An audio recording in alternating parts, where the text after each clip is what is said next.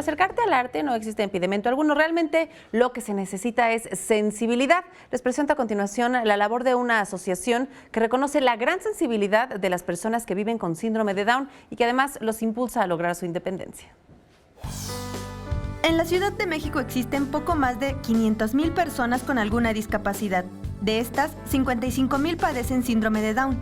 Datos de la Secretaría de Desarrollo Social de la Ciudad de México. En la capital existen lugares en donde se brindan cursos y talleres a este sector de la población para lograr que recuperen su autonomía e incluso tener ingresos por medio de sus trabajos.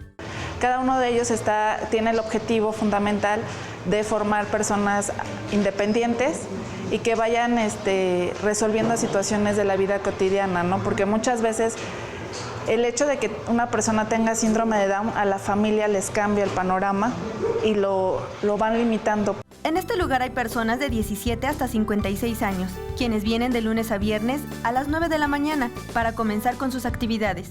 Aquí se imparten los talleres de pintura, de teatro, de música, de danza, de cartonería, de lectoescritura, de habilidad matemáticas, vida independiente.